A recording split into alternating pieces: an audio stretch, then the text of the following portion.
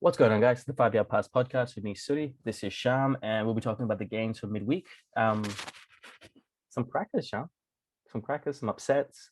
I mean, it's fun when Liverpool lose just because we're all jealous, just straight up. It's fun when the big boys lose. The way, when Chelsea were dominating, United dominating, it's always nice to see the big boys losing. That's the big one we'll talk about. Chelsea beating Spurs in a very, very good performance. Solid, kind of steady performance. 3 games in for Tuchel. And then you have what was the other game before United? We were going to say Arsenal. The red card was a talking point for that one, and then we have United beating Southampton 9-0. And funny, we talked about the concept of any other score just the day of the game in the last video. So yeah, should we start with the United game? I think that was the big kind of blockbuster game.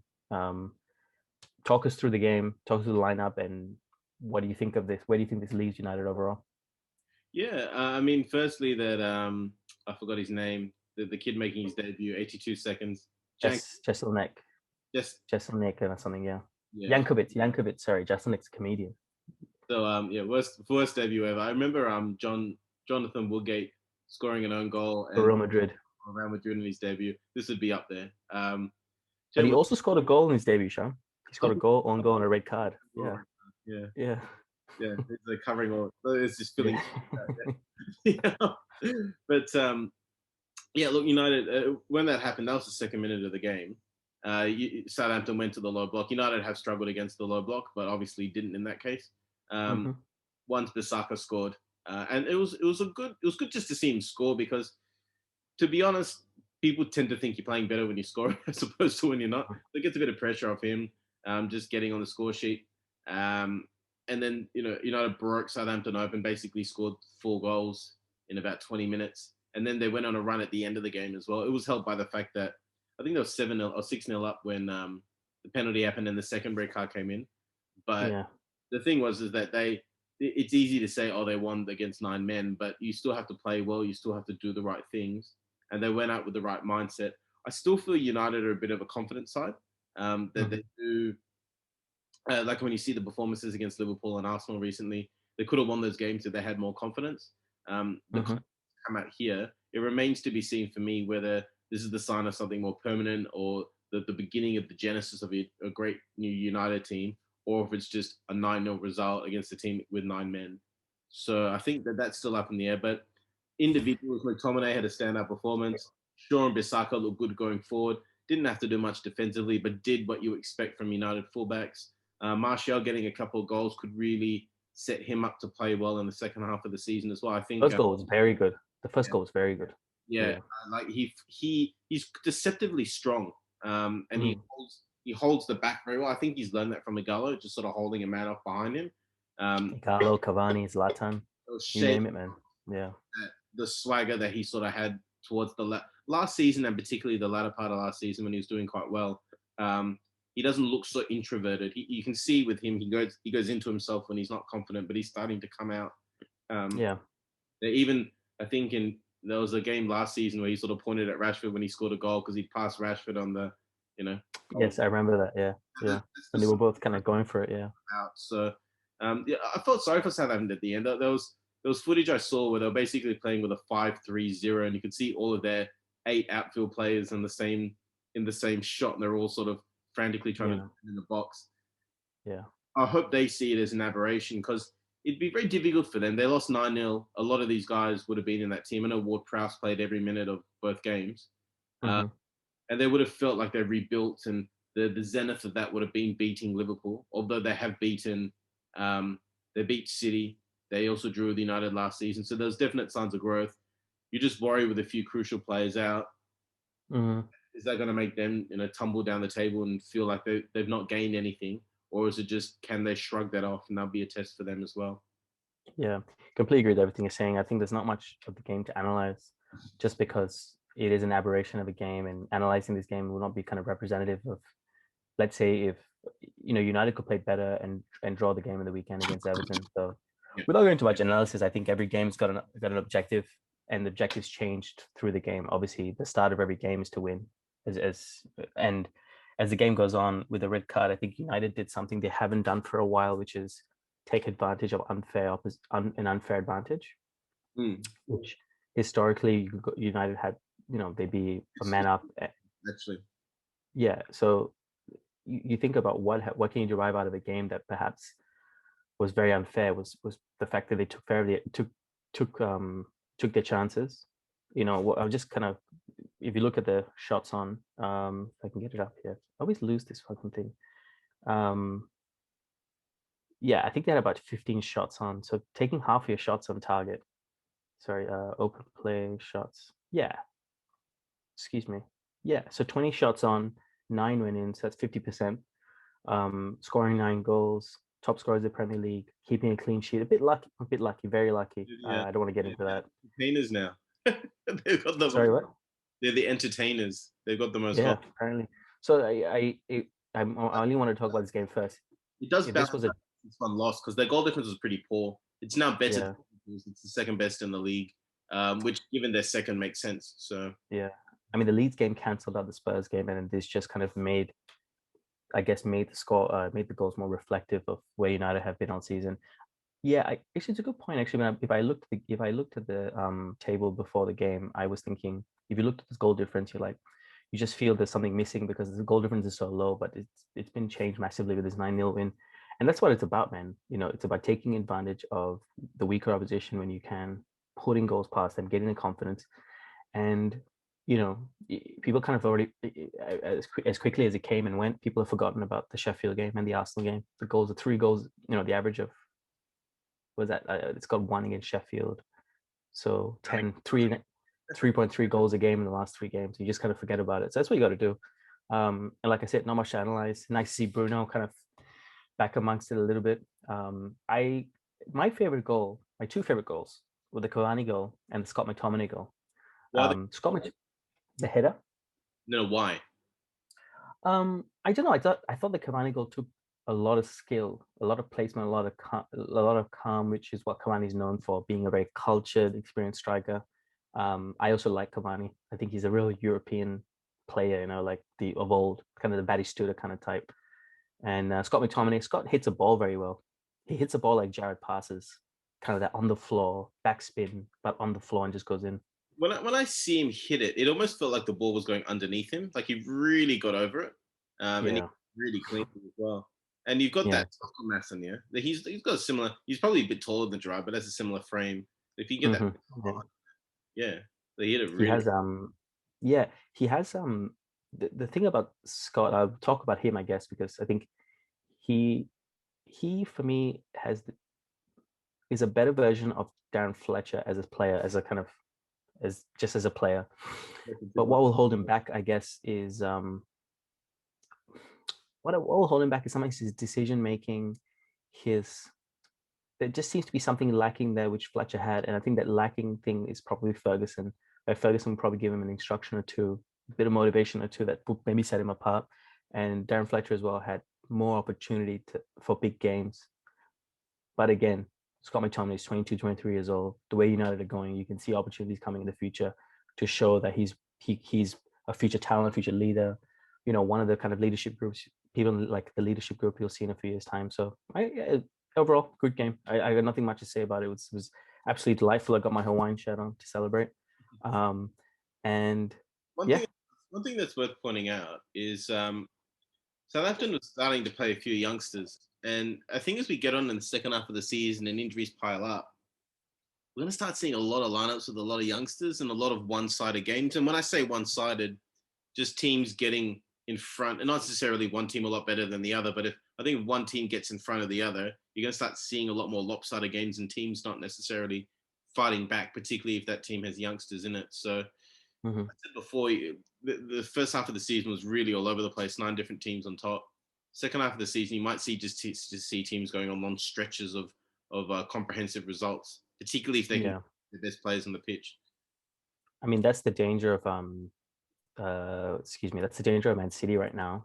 When you talk about as the threat as a threat as kind of the favorites for the league, is that the next 16 games, the nature of what you're saying right now, which I completely agree with, you're going to see them go on a crazy run, which is going to be the only thing that will stop them is the extra games they have to play in Europe. Maybe they continuously have to play extra games and travel, and then they have the Carling Cup in between as well. Yeah, right. They beat that team. They had to change in the pub or something.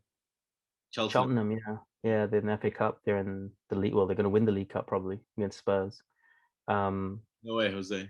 Yeah.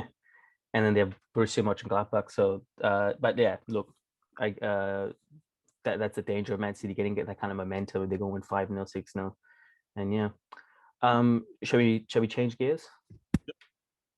Well, as Liverpool have up and down, they've been so up and down this season. It's very hard to kind of analyze because in the last before Spurs, who did they beat, Sean? I'm just drawing a blank here. West Ham and Spurs. That's right. Against the big teams, Liverpool have been fantastic this year. Even against United, the 0-0, they were superior for about 50 minutes before United kind of came back in a little bit. Better for longer in that game. Yeah. I don't even know how to describe it, man. They just seem lost against the small teams. I don't even like they run up ideas. The best player in Salah seems to be scoring against the big teams. Why can't he score against Ben White? I don't know. What do you think? I genuinely don't know. I've not looked this up, but I heard someone giving a stat that they've dropped points against 5 of the 6 bottom teams. Yeah, I saw that yesterday. Yeah, quite unheard of for a team trying to win a title. Yeah, I think there's just it's almost numbers off the cab, isn't it? Like you look at their subs. Their subs were Oxlade-Chamberlain, Origi, and who was the other one? Curtis Jones. And if you're trying to chase a game, you probably want more attacking options. But if you look at the other options on the bench, there wasn't really, apart from Jones, really, there's not really an option that they can go to add something that wasn't already on the pitch. And you almost just wonder, is it just too many numbers have gone down, you know? And it's the knock. Everyone's talked a lot about the knock-on effect of that. It's not that you're missing your 2 centre backs, you know, Fabinho in particular, and then lately Henderson have done good jobs, but you lose that presence in the midfield, which puts the team under more pressure. You just wonder if it's just it's not. I don't think there's often a big drop off if you're picking your 13th player instead of your 12th player. I don't think there's a massive drop off in terms of quality, but I think in terms of creating connections with teammates and having an innate understanding, that tends to be what you lose. And Alisson didn't play. I forgot who it was. It was the Irish keeper, I think, that played. Yeah, Caoimhín Kelleher. Yeah. You look at the goal that Brighton scored. There's a cross from the right flank out to the left. And Alexander-Arnold's just sort of standing around and then suddenly realizes that the Brighton player, this giant I think it was Byrne, this giant 6'6" left wing back, headers it across the goal and then the goal scored. Now, I reckon if Alisson's there, he's going to Trent, look over your shoulder. And he's given that communication. It snuffs out the threat before it becomes a threat. And it's just that unity and that connection that Liverpool are missing. It's not that they've lost bodies in terms of quality, no doubt, but they've also lost the connection that those guys had. There wasn't a lot of, apart from the midfield, take midfield, last season, you take Liverpool's midfield 3, they were fairly interchangeable. But the front 3 were pretty rigid, the back 4 were pretty rigid, and the keeper was. So now you're starting to change lots of different things. It's just sort of worn them down. And there's been a lot of talk, you've said it a couple of times as well, about how Klopp asks so much from his team that there does come a drop-off. I've never really subscribed to that theory, but I'm starting to be honest. I'm just going the opposite, man. Like I'm leaning towards the opposite, but I don't know why yet. You look at the stats, and what the most telling thing for the stats for me was the shots. 4-1 on target. Liverpool 11. Brighton. So Brighton had more shots on target. And this is at Anfield as well. Never mind that. Let's put that away. Okay, let's put that away. Liverpool are kind of chopping and changing. They're kind of up and down, and they can't seem to get an idea at the minute of what they got to do to win consistently. I don't know what it is, man. It's hard to watch as well because as much as I poke fun and I like to have a bit of fun and wind up, you know, my brother's a Liverpool fan, for example. It's fun. It's, you know, it's all in good humor. But as a football fan, when you watch not the decline, but the decline of performances, not the team. It's very hard. I don't know how to put my finger on it because these players, sorry? Gravitas and that density of waves of attacks is just gone. Can you imagine? Can you imagine if Liverpool had scored? If Liverpool had scored first against United last season in the 3-2 game that United won, Salah scored the first goal. Hmm. I would have been, fuck, man, this is going to be a rout. But they scored. I was like, oh no, we're going to score back. It's fine. And that was not Liverpool for the last 3 seasons. I don't know what's gone wrong. And then you come to the Brighton game, just watching them lacking imagination, lacking the will to win. But the week before against Spurs, they didn't need the will to win because they were so good. Yeah. I don't know what it is. And this is the kind of form you see. Honestly, this is the kind of performance you see a relegation side where they go to must game wins and they win, and then they go to fucking Palace the next week and they don't win.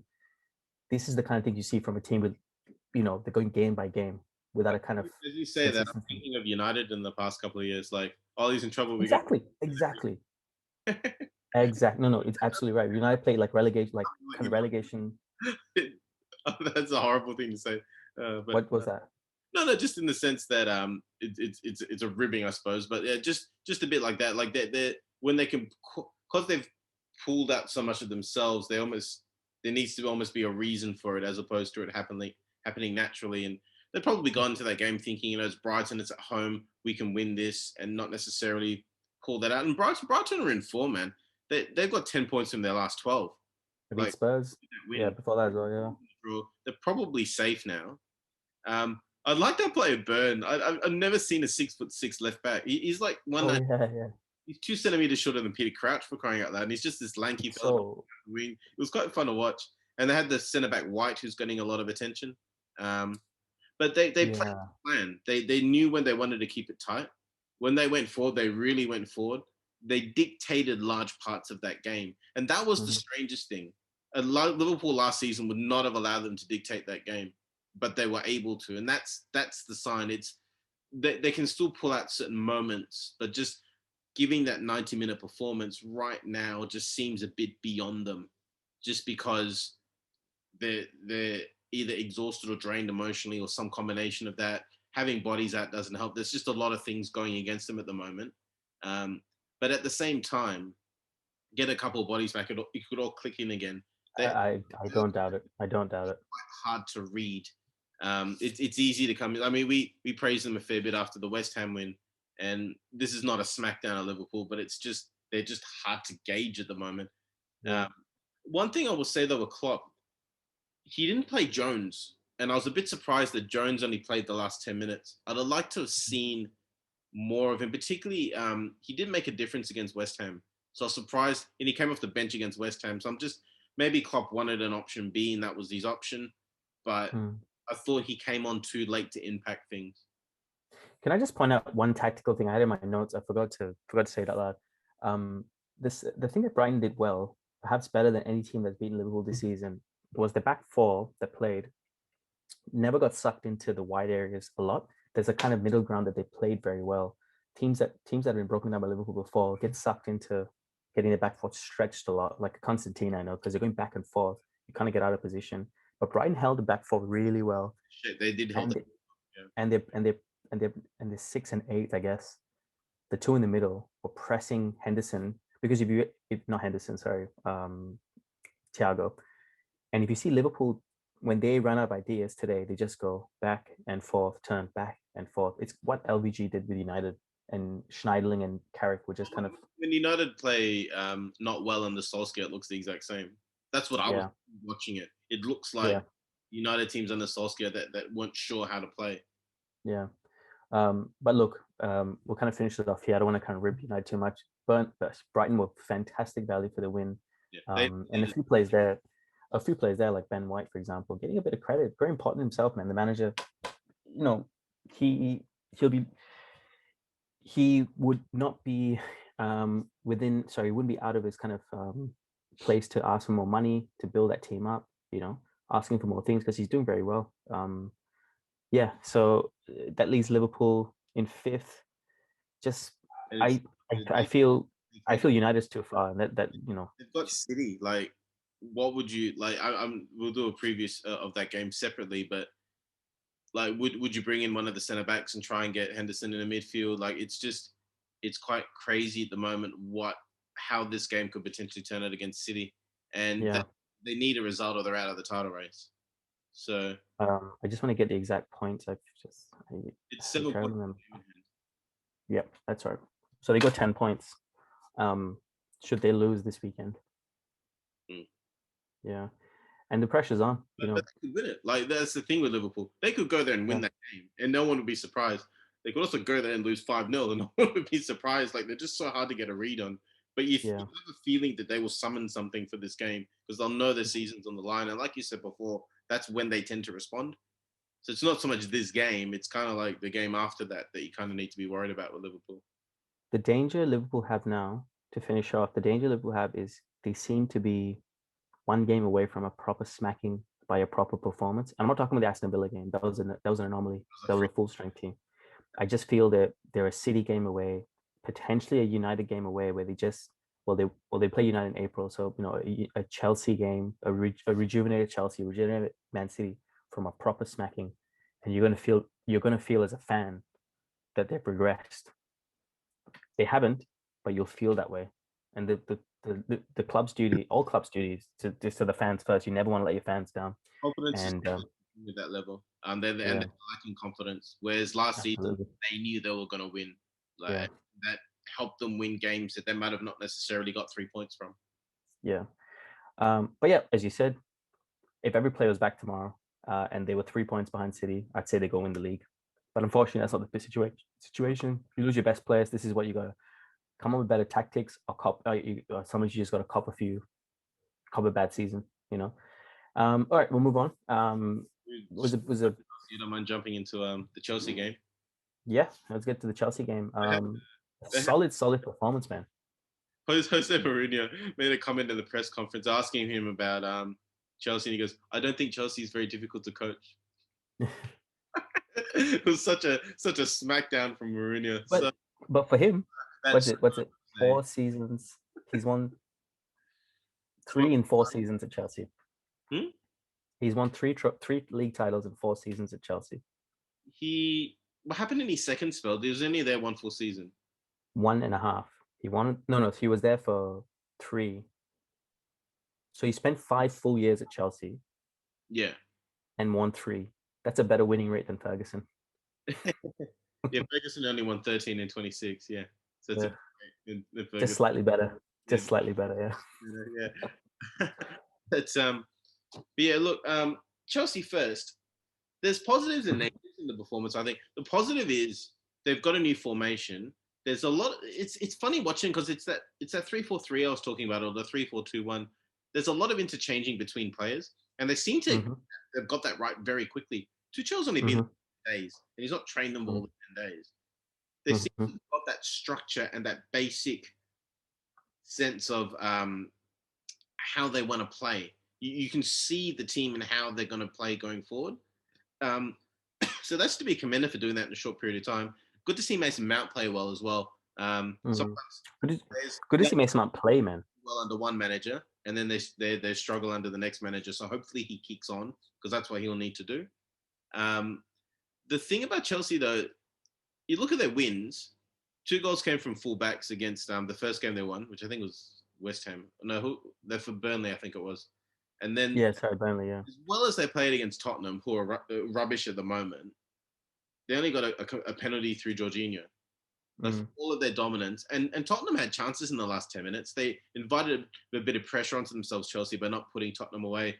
And the loss of Thiago is a fairly big deal. I think he's held them together quite well. So there's good signs in what Chelsea have done. And to have 7 points from 9 under a new manager, players were lacking confidence or going through a bad spell, that's to be commended. But you can look at it as either there's a lot of upside in the team because they haven't got they still got Werner who hasn't scored in 13 games. That's crouch territory there. Or you've got, so there is a ceiling for them to go, or is it just an aberration in the sense that they kept the tight at the back and they've nicked goals through their fullbacks and penalties? I mean, 3 games, I guess, is not the best sample size. We'll wait and see who they have this weekend. Actually, don't know. They have a pretty easy games weekend. I know. If you looked it up just now. Yeah, Sheffield, easier game this weekend. and then Barnsley. Um, Sheffield you, United. you mentioned there. Sheffield They've United. Sheffield United have 9 points from their last 15. yeah, I know they've tripled. They're about to go triple the points, Kelly. Is 1 point behind Chelsea. It's better Yeah, than Liverpool's. It's better than Man United. So yeah. it's not the best time to play them, but the reality. Let's be honest. The bottom three are going down. So maybe they Hmm. get a bit more freedom, or maybe it makes them their heads go down. I don't know, but Well, I think it I think it was Sheffield United. No, was it Sheffield United? Sheffield Wednesday. I was reading in the 80s. They were 5 points at Christmas, and they went on to safety with 2 games to go. So anything's possible. Okay, so what I wanted to say, well, you brought this. You just said this. Tuchel's brought a kind of tactical flexibility going forward that perhaps they didn't have before. Now, just identifying, they seem to play with a very strict 5-5, where you have the back three, Jorginho and Kovacic playing more defensively, and then you have Alonso, James, Mount, Werner, and Hudson-Odoi, who seems to be finding himself as who he is as a player under Tuchel. But the difference, what Tuchel has, I guess, is he has a bunch of very high IQ players who can play, who can adapt to almost any system. And I think they do. I think he's doing very well. I wouldn't say he's done a great job yet, but in the week he's been there, whatever it is, he's done quite well. In addition to that, I think it's a big deal that Mason Mount is playing. There's two reasons. He's a good player, and He's probably been Chelsea's best player this season. The second thing is it's a big signal from Tuchel to go. I like what Lampard's done with the players. I'll keep the curtains. I'll keep a few of the fucking furniture, but I'll just kind of change the paint a little bit. And keeping Mount there and Mount playing well at the same time is a big deal. I like Mount. I like Mount more than I like Foden. There's something about him that I just prefer over Greenwood. I don't know what it is. He just brings a bit of grit in industry that maybe Greenwood doesn't have, but Greenwood doesn't need it as well because he's in a different position. But I like Mount. And I like what Chelsea's kind of moving towards, a very fluid attacking style. But how long can they hold up? We'll yet to see. And the last thing was, I don't know if you remember, Alonso was like basically exiled by Lampard, which is kind of funny because they were teammates before. I always find that dynamic really funny. But he's probably come in and said to everyone, clean slate. You show me you can play, and you'll play. And Alonso's done that. He looks like primetime Luke Shaw. So, yeah, but that's my kind of analysis of the whole thing. you almost wonder how much longer they're going to hang around with Jose Mourinho because they can't seem to take a trick at the moment. Lost their last three and have not looked at any of them. Yeah, maybe Spurs have to accept that they're Spurs. It's not the manager; it's the club. Another play for Chelsea as well, who I've always liked. Now watching this, would you stick around? Say what? You're Harry Kane right now watching this. No, this was the last straw. Would you stick around? Would you be going get your agent to give City a call or I'd Real Madrid? look. I don't know. He's good enough. I'd invite Sunmin to my house. I'd sit him down with his dad, who's his agent, and be like, "Let's go, me and you, pal. Let's go. Where you want to go? United, Barca?" It's hard with Harry because I mean he's done his time and I don't think anyone would begrudge him leaving. But as a club, this guy's going to get injured at some point. You almost play him in the first half of the season. You don't play him at all in January. Maybe playing in a competition with the winter break might suit him. Maybe a competition where not every game is played at 100% intensity for 90 minutes a week will help him. I don't know. But I can't, apart from possibly City, I just can't see him playing for another team in England. Like he would have to go overseas. And you basically, in my opinion, it's only really Real Madrid and Barcelona. I don't think he'd go to. I got a different opinion on that, man. I agree he's got to leave, but I think like if it's not Spain, it's seen as a failure to leave England. So if you go to Italy, Germany, Portugal, I mean, Bayern Munich, but yeah, I agree. I think he goes to Italy. I think he should go to Italy. I think if you look at the players who've rejuvenated themselves, their careers, their injuries, Italy seems to be the place to go. You look at Alexis Sanchez, Mkhitaryan is playing unbelievable for Roma. Lukaku got over his he had a gastric problem of some sort. Zlatan is 107 and he's still playing. It could be the solution. I mean, Harry Kane has said it many times. He wants to play until he's about 34, 35 and then go to the NFL. I think going Italy is not the worst option. I think he can play consistently for the next 10 years or 8 years, however old he is.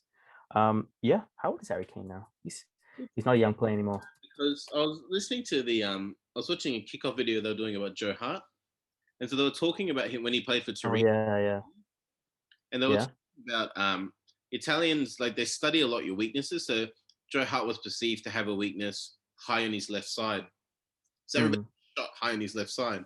They don't think that through in England, but they yeah, go to that depth of analysis in Italy. Um, yeah.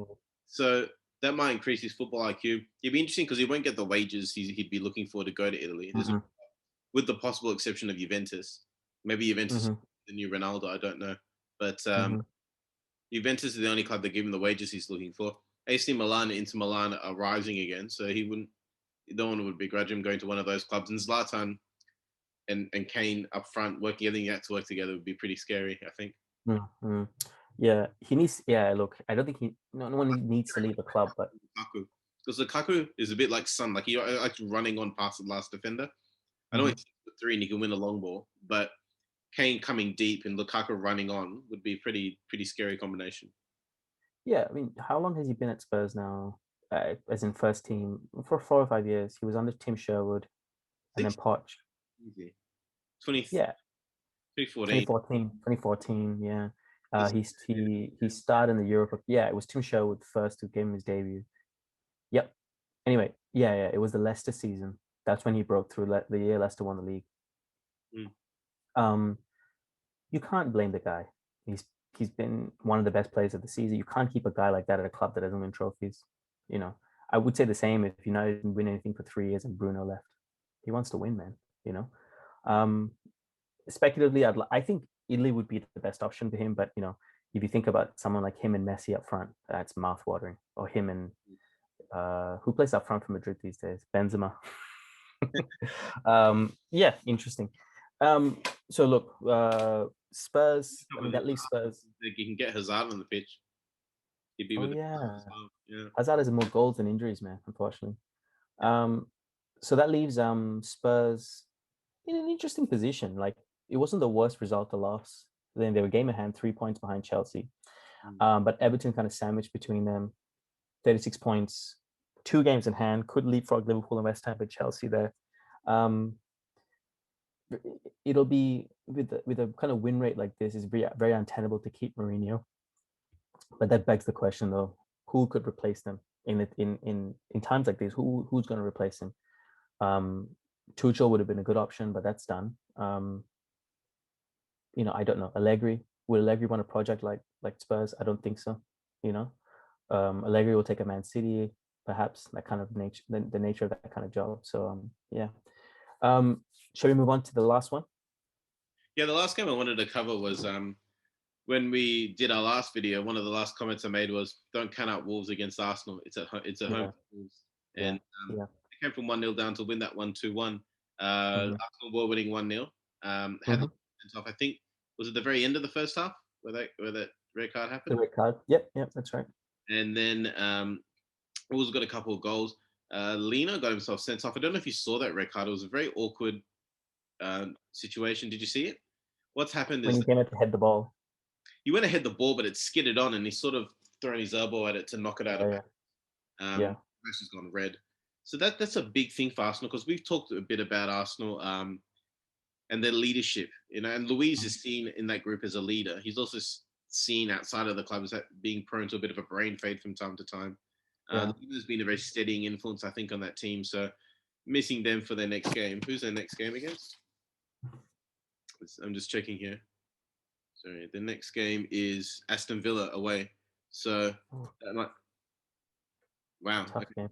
That's a tough game. Villa are in very good form. They lost to West Ham, obviously, but they'll be out for blood, and they're a very difficult team. So that might be a game where you might want to check the odds and see if it's worth putting a flatter on Villa, just given those losses. I don't. Luis, I don't think will get 3 games. I think he'll just get the one. Lino will only get the one as well. Just gonna pause you there for a minute. So I'll just keep that thought on Leno. So they have Villa, Leeds, Benfica, Man City, Benfica, Leicester, Burnley, Spurs, West Ham, Liverpool. It's an easy run. Yeah. Yeah. they've they've played some decent teams in that 8-match run that they've had, but they've also played some pretty average teams as well. So having a lot of those good teams in a batch like that, is suspensions start kicking in. It's a very questionable time for Arsenal. I've actually been told I've been a bit harsh on Arsenal, but the reality is, as much as we, from my childhood, they were the big challenger to United. The reality is, I think that they're 10th in the table, and that's probably about where they should be. They should definitely be looking upwards. I mean, a club with their fan base, a club with their stadium, should be looking to move upwards. But realistically, this is where they are now, um, Yeah. and they've flirted in the transfer market and not used the cash and all of that sort of thing for many years. This is where it Hmm. comes back to bite you. They've been able to make up some of that with the youth players coming in and doing really well. But the reality is, clubs are a mixture of youth players, squad players, and those world class players. And Arsenal need to start getting in some of those world class players if they want Yeah. to get up higher than where they are, or at least Yeah. internationals and things like that. No, absolutely, man. It's uh, you're right. So we did say in the last video that their 6 game, 5 and 6 game run, whatever it was, wasn't representative of, it was kind of a false. It was a false metric of what it really meant. So Mm. the next 3 games, it'll be tough. It'll be tough. It'll be tough. But you know, this is why you build a good foundation at the start of the season. So when you do have a dip, you can fall back on your good form. And they've had no foundation to fall back on. And I don't see them. Unfortunately, don't see them doing very well in the next few weeks. They lack. They already lack goals. Against big teams, they lack kind of a bit of leadership, a bit of grit. And against these teams, dude, against Benfica, Sean, oh my days! That's the scary for me. That's their scariest game, but the Benfica game. I don't know why. I But think they're going to get destroyed. this season, to be honest, there's going to be a few teams in Europe that just like we just want to shore up our league position. We'll play second-rate teams in Europe and see what happens. I just feel like we talk about Arsenal going on a run. Arteta's had the pressure taken off him. I think the pressure's going to go back on him Hmm. very, very quickly if Yeah, they don't pick up. And we've talked a bit about, when you go off a good run and you get on a bad run, and they need to make sure it's going to be very hard for them against Villa. I just don't. I yeah, see Villa winning that one quite comfortably. Um, yeah, yeah. and what that means in terms of their season, if they don't beat if they lose to Villa, that's 1 point from their last 9, and with Mm, massively hard run of fixtures coming up, that does mm, not pretty viewing. yeah.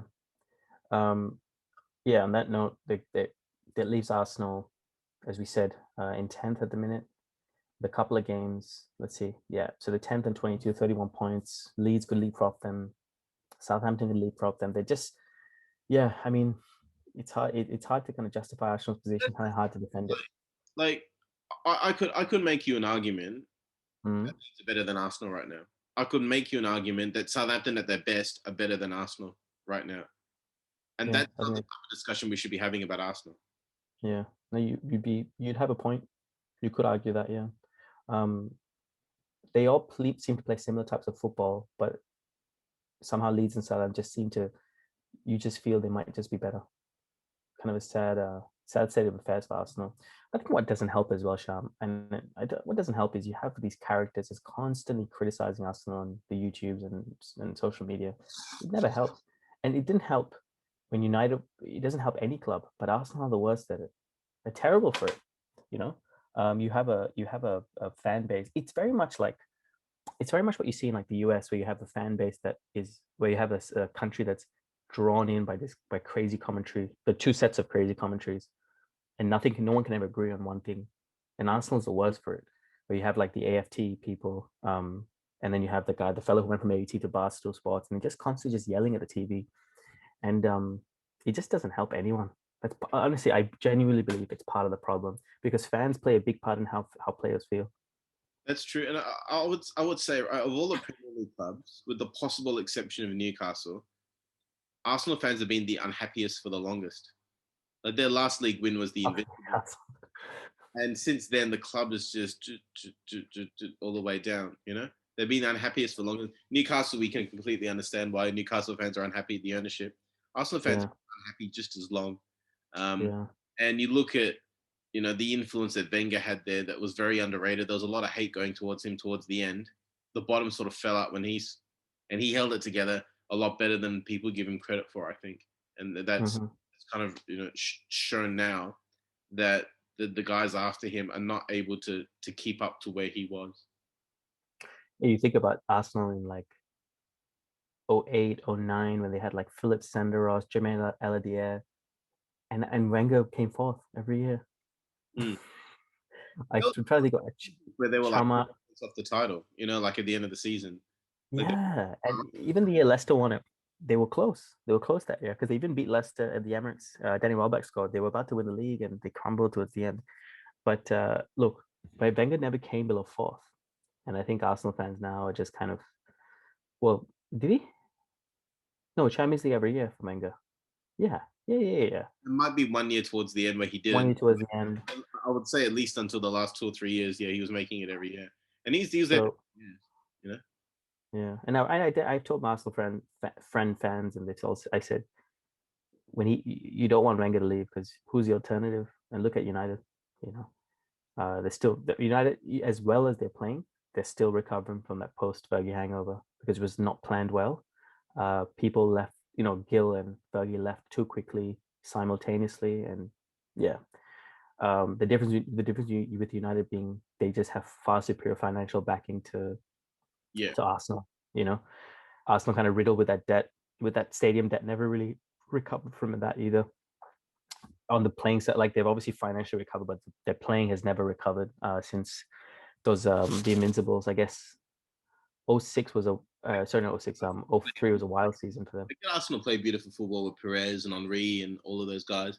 They had a hard edge to them.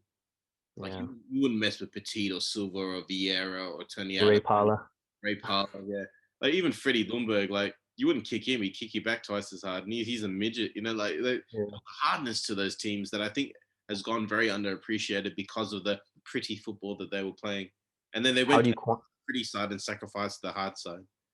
How do you quantify on stats? How do you quantify hardness? You can't quantify the Patrick Vieiras. Martin Keown told the story about when Vieira and Petit first came to England, and they were playing Liverpool, and they walked out to the tunnel, and Vinnie Jones, the Wimbledon / turn actor guy, he was banging his head against like the wall, like trying to psych himself up for the game. And Vieira turns to Keown and goes, "What is this?" And Keown's like, he's just trying to motivate himself. He goes, "Oh, I'll take him out." And like people don't know Vieira. Like you saw Vinnie Jones, and he's just like, "Nah, I'll take him out." That physicality, like people think it's an essentially British quality, but the fuck's everywhere, man. And that hardness to that team was a very underappreciated quality of that team, Which is funny because Arsenal have been known until about 05 or 06 as a very hard team. Until I think the cutoff for them was 06. I say 06 because they lost the Champions League final that year to Barcelona. I mean, they're very good. Very unreasonable when Fabregas came. Yeah. And yeah, Arsenal in the 90s, 1-0 to the Arsenal, best defense in the league, one of the best in the world. It's a sad side of affairs, man, to see them fall so far. That season when United won the league, I think Arsenal conceded like 17 goals or something that season. Unreal. I mean, the record being 13 by Chelsea. Yeah. Yeah, I was just saying it's hard. It's sad to see not just them falling in playing level, but falling in character to a certain degree. The type of people you have, people coming to play to live in London rather than to play for Arsenal. Chelsea seem to kind of have a better grip of things there. So yeah, look, it is what it is. They have a tough game this week against Aston Villa, and we'll see how we go from there. Any closing thoughts, Sham? No closing thoughts. Very interesting set of fixtures coming up on the weekend, so we'll go through them in our next video. Yeah. I got nothing else, man. It was exciting to see United win 9-0, just obviously for the pure buzz, for the pure goal difference sake of it. We'll finish off there if you're good with that. Oh, good. Perfect. All right. So thanks so much for watching, guys. We are the 5VR Pass podcast. My name is Suddy. This is Sham. Keep football simple, and as always, keep passing, guys.